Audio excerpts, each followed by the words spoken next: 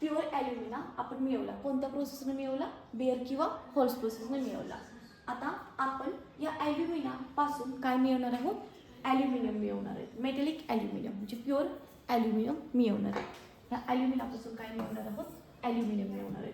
आता यासाठी काय आहे तर एक प्रॉब्लेम आहे की ॲल्युमिनाचा मेल्टिंग पॉईंट आहे किती असतो? मोर दॅन 2000 डिग्री सेल्सिअस, 2000 पेक्षा जास्त असतो. त्याला आता आपण 1000 वर आणायचे आणि 1000 वर आणण्यासाठी दोन रिएजंट ॲड करतो जे ॲल्युमिनाचा मेल्टिंग पॉईंट कमी करतात. एक आहे तो म्हणजेच कोण आहे तर क्रायोलाइट आणि दुसरा कोणता आहे? फ्लोरोस्पर. हे दोघं मिळून ॲल्युमिनाचा मेल्टिंग पॉईंट 2000 वरून कितीवर आणतात? 1000 वर आणतात. काय आहे बघा आता इलेक्ट्रोलाइटिक रिडक्शन ऑफ ॲल्युमिना. यासाठी हे जो स्टँड घेतलाय तो कशाचा टँक आहे? स्टीलचा टँक आहे. तुमच्या बुकमध्ये पण काढायला शिकवते. हा स्टीलचा टँक आहे. या स्टीलच्या टँकमध्ये ही जी लाइनिंग आहे, हे बघा ही लाइनिंग कार्बन लाइनिंग आहे, म्हणजे कार्बनची लाइनिंग आहे, पण चार्ज कोणता आहे त्याचा? Negative charge. यानंतर हे जे रॉड आहेत ना, हे रॉड ॲनोड आहे आणि यावरती चार्ज आहे पॉझिटिव्ह. बघा काय कळलं? टँक कशाचा आहे? स्टीलचा टँक आहे. लाइनिंग कशाची? कार्बनची लाइनिंग आहे. काय म्हणून ऍक्ट होते? कॅथोड म्हणून ऍक्ट होते. कार्बनची लाइनिंग काय म्हणून ऍक्ट झाली? कॅथोड. आणि हे जे तीन रॉड आहेत ते काय म्हणून ऍक्ट होतात? ॲनोड. एवढं समजलं? यानंतर इकडे बॅटरी लावली, पॉझिटिव्ह चार्ज ॲनोड आणि निगेटिव्ह चार्ज कॅथोड. आता याच पॉईंटला तुम्ही यामध्ये ऍड करता ॲल्युमिना, Al2O2. ॲल्युमिना ऍड केल्यानंतर काय प्रॉब्लेम होणार आहे? ॲल्युमिनाचा मेल्टिंग पॉईंट तर जास्त आहे, किती? More than 2000 degree Celsius. तो 2000 वरून 1000 वर करण्याचं काम कोण करणार आहे सांगा मला? दोन रिएजंट. पहिला कोण आहे? क्रायोलाइट आणि दुसरं कोण आहे? फ्लोरोस्पर. क्रायोलाइट आणि फ्लोरोस्पर काय करतात? It lowers melting point of alumina up to 1000 degree Celsius. एकदा तुम्ही क्रायोलाइट ऍड केलं की ॲल्युमिना ही आता मेल्ट व्हायला सुरुवात होईल. इथं ही रिॲक्शन सांगते. ॲल्युमिना कसा काय डिपॉझिट होतो? ॲल्युमिनियम हा आता कंपाऊंड स्टेटमध्ये 3 इलेक्ट्रॉन, ते 3 इलेक्ट्रॉन त्या ॲल्युमिनियमला कोण देणार आहे सांगा मला? निगेटिव्ह कॅथोड देणार. कॅथोड त्याला आता हा कंपाऊंड स्टेटमध्ये म्हणजे किती? 2,8 आहे. ॲल्युमिनियमचं तर मेल्टिंग पॉईंट किती आहे? आपला ॲटॉमिक नंबर किती आहे? 13 आहे. आता कंपाऊंड स्टेटमध्ये 2,8 आहे, त्यामुळे त्याला 3 इलेक्ट्रॉनची गरज आहे. ते 3 इलेक्ट्रॉन त्याला काय होणार आहे? निगेटिव्ह कॅथोड देईल आणि निगेटिव्ह कॅथोडने 3 इलेक्ट्रॉन दिल्यामुळे 2,8 आणि हे 3 किती झाले? 2,8 3 13 ॲटॉमिक नंबर कोणाचा आला? ॲल्युमिनियमचा. हा जो लिक्विड ॲल्युमिनियम आहे हा डिपॉझिट व्हायला सुरुवात होईल कोणत्या रिजनला?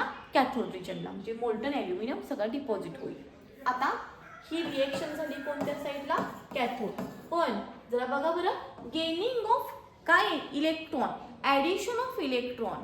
ॲडिशन ऑफ इलेक्ट्रॉन किंवा गेनिंग ऑफ इलेक्ट्रॉन म्हणजे काय असतं? रिडक्शन. गेनिंग ऑफ इलेक्ट्रॉन म्हणजे काय असतं? रिडक्शन. आता या पॉइंटला काय होते बघूया.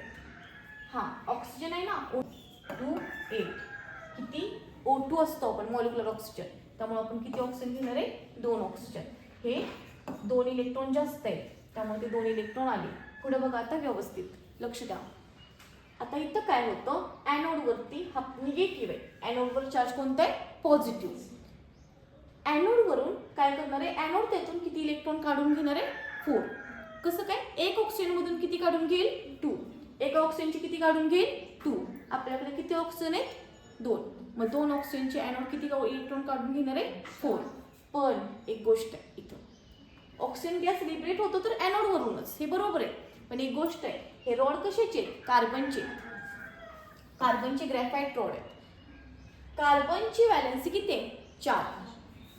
हे आणि त्याला कार्बनला रिडक्टंट येतो, त्याला अट्रॅक्शन आहे ऑक्सिजनचं, त्यामुळे हा कार्बन ऑक्सिजन तर ॲनोड मधूनच लिबरेट होतोय. पण कसा ते बघा, कार्बन आणि तो कोण? हे 4 ऑक्सिजनचे, 2 ऑक्सिजनचे मिळून किती झाले? 4. आणि एका कार्बनला कितीची गरज आहे? 4. त्यामुळं हे मिळून जो गॅस बाहेर पडतो ना, तो कोणता गॅस बाहेर पडतो? Carbon dioxide. तो कार्बन डायऑक्साईड ॲनोड रिजनवरून काय होणार आहे? लिबरेट होणार आहे, रिलीज होणार आहे. म्हणजे हा ऑक्सिजन कसा रिलीज होतो? ॲनोड रिजनवरूनच रिलीज होतो. पण कसा? ऑक्सिजन आणि कार्बन रिॲक्शन होते, गॅस कोणता बाहेर पडतो? Carbon dioxide. आणि त्यामुळे need to replace time to time. मग का? कारण हा ऑक्सिजन आहे ते ऑक्सिजन कायम कोणासोबत रिॲक्ट होणार आहे, यातल्या ग्रॅफाइटच्या रॉड सोबत, कार्बन सोबत रिॲक्ट होणार आहे. कार्बन आणि ऑक्सिजन काय बनणार आहे, कार्बन डायऑक्साईड बनणार आहे आणि ते कार्बन डायऑक्साईड रिलीज होणार आहे. त्यामुळे कायम तुम्हाला इथं काय चेंज करावं लागणार आहे, anode replace time to time. आता रिपीट आहे का मी काय बोलले, इथली रिॲक्शन आधी बघा. इथं काय होणार आहे, हा ऑक्सिजन आहे, इथं ॲनोड त्याच्यातून 4 इलेक्ट्रॉन काढून घेईल. त्यामुळे आपला बनला molecular oxygen single state plus किती इलेक्ट्रॉन मायनस झाले, 4 इलेक्ट्रॉन. कोणत्या साईडला रिॲक्शन झाली ही, ॲनोड. पण काय झालं इलेक्ट्रॉन बाहेर पडले, लुजेस ऑफ इलेक्ट्रॉन. म्हणजे काय असतं सांगा मला, ऑक्सिडेशन. लुजेस ऑफ इलेक्ट्रॉन म्हणजे काय असतं, ऑक्सिडेशन. ॲनोड रिजनला काय झालं, ऑक्सिडेशन झालं. हे झालं. आता anode need to replace time to time during electrolysis of alumina. During electrolysis of alumina oxygen gas liberate आहे ॲनोड. बघा यामध्ये ऑक्सिजन गॅस कुठून लिबरेट होतो, anode. Oxygen react with graphite anode किंवा कार्बन ग्रॅफाइट सोबत ऑक्सिजन रिॲक्ट होऊन काय बनतं सांगा मला, carbon dioxide. Thus mass of graphite rod decreases over the time. त्यामुळे या कार्बनचं कायमस्वरूपी ते ऑक्सिजन त्याच्यासोबत रिॲक्ट होतोय त्या रॉड सोबत. याला oxygen gas liberate from anode. Oxygen react with graphite anode to form carbon dioxide. इथं लिहू शकता ग्रॅफाइट म्हणजेच काय, ब्रॅकेटमध्ये लिहा carbon, anode to form carbon dioxide. Oxygen आणि कार्बन रिएक्शन कोणती झाली, carbon dioxide. Just the mass of graphite rod decreases over time. त्यामुळे कार्बनचं मास, ग्रॅफाइटचं मास काय होते, कमी कमी होत जातं. हेच anode need to be replace time to time. त्यामुळे ॲनोडला कायमस्वरूपी काय करावं लागतं, चेंज करावं लागतं. कळलं का हे काय आहे, हे झालं सगळं. आता मी ना काही काही ॲक्टिव्हिटीज क्वेश्चन बोलते, ऐका. पहिला क्वेश्चन तुम्ही लिहिताय, आयडेंटिफाय फॉलोइंग डायग्राम. बोला काय लिहिणार, आयडेंटिफाय एक्सट्रॅक्शन ऑफ ॲल्युमिनियम. झाला पहिलाच question. Right melting point of aluminium. Strike this question here. Right melting point of aluminum. Right melting point of aluminum. किती लिहिणार, उत्तर द्या. Right melting point of aluminum लिहा more than 2000.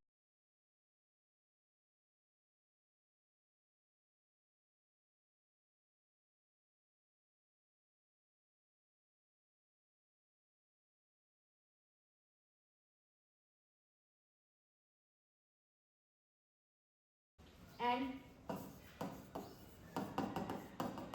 lining of carbon act as cathode. Sets of graphite act as anode and lining of carbon act as cathode. पुढे अजून एक question आहे, हे जे उलट लिहा, एक क्वेश्चन एक्स्ट्रा असावा. तर तुम्ही लिहून ना, right what is function of cryolite and fluorspar. काय फंक्शन आहे बघा, which lower melting point of alumina. What is